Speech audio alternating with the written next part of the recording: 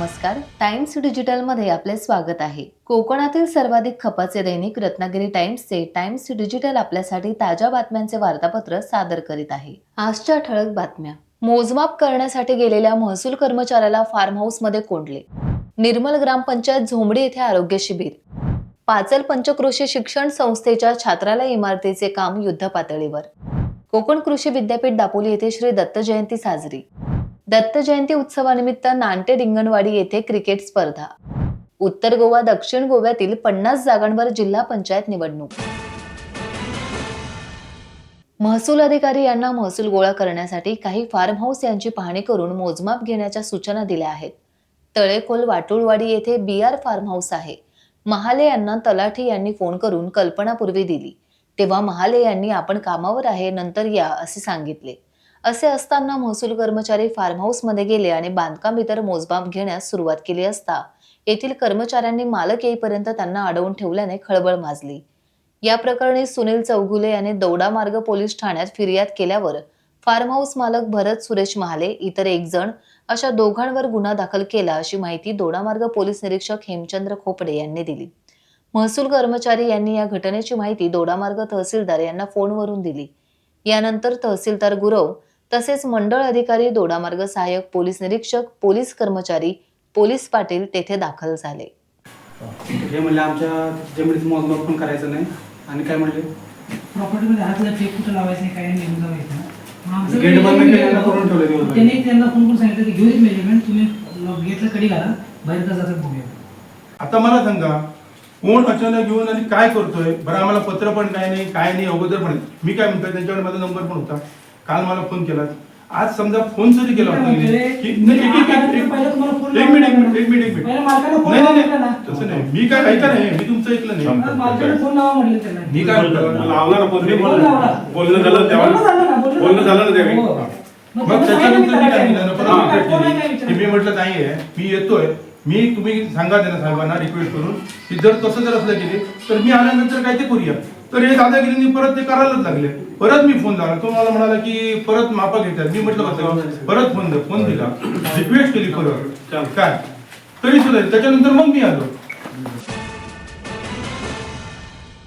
गुहागर तालुक्यातील निर्मल ग्रामपंचायत झोंबडी या ग्रामपंचायतीच्या संयुक्त विद्यमानाने मुख्यमंत्री समृद्ध पंचायत राज अभियानाअंतर्गत गुहागर तालुक्यातील झोंबडी काजळीवाडी येथे आरोग्य शिबिरात झोंबडी काजळीवाडी येथील सर्व ग्रामस्थांची आरोग्य तपासणी केल्यानंतर ग्रामस्थांना आणि लहान मुलांना निर्मल ग्रामपंचायत झोंबडी यांच्या वतीने सरपंच अतुल लांजेकर यांच्या हस्ते हँडवॉशचे वाटप करण्यात आले.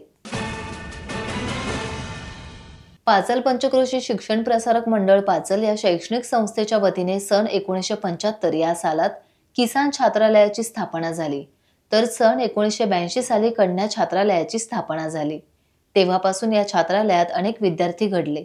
आज या ठिकाणी संस्थेच्या माध्यमातून छात्रालयाच्या नवीन इमारतीचे काम सुरू आहे.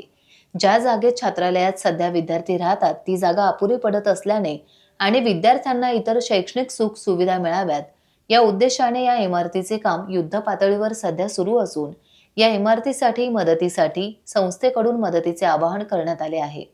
नूतन वास्तूचा उद्देश हा आहे की या ठिकाणी मुलांसाठी अभ्यासिका, प्रार्थना केंद्र, संस्कार केंद्र अशा विविध उद्देशाने ही इमारत बांधली जाते आहे, नवीन तयार होते आहे. त्याला दानशूरदात्यांची आर्थिक मदत मिळत आहे, अजूनही काही मदत मिळावी या उद्देशाने या इमारतीचं बांधकाम केलं जातं आहे. भविष्यातही या ठिकाणचा हा परिसर सुजलाम सुफलाम व्हावा, विद्यार्थ्यांच्या ज्ञानामध्ये भर पडण्याच्या उद्देशाने आमच्या निधीतून आम्ही हा प्रकल्प केलेला आहे.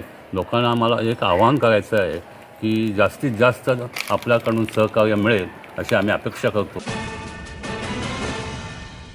डॉक्टर बाळासाहेब सावंत कोकण कृषी विद्यापीठ दापोली अंतर्गत मध्यवर्ती कार्यशाळा येथे आज दत्त जयंती निमित्त धार्मिक कार्यक्रमाचे आयोजन करण्यात आले होते. कुलगुरू डॉक्टर संजय भावे यांच्या हस्ते श्री दत्तगुरू पूजापाठ करण्यात आला. यावेळी विद्यापीठाचे कर्मचारी आणि नागरिकांनी उपस्थित राहून दर्शनाचा लाभ घेतला. दापोली तालुक्यातील नांटे गावातील डिंगणवाडी येथे असणाऱ्या दत्त मंदिरात दरवर्षी मोठ्या उत्साहात दत्त जयंती उत्सव पार पडतो. गेल्या वर्षीपासून या उत्सवाचे औचित्य साधून तेथील तरुण मंडळी DPL क्रिकेट स्पर्धेचे आयोजन करतात. यामध्ये प्रामुख्याने भाजप तालुका अध्यक्ष सचिन होडबे यांचा पुढाकार असतो. यावर्षी या स्पर्धांचे दुसरे पर्व असल्याने गावकरी, मुंबईतून आलेली गावातील तरुण मंडळी यांच्यात अधिक उत्साह पाहायला मिळाला.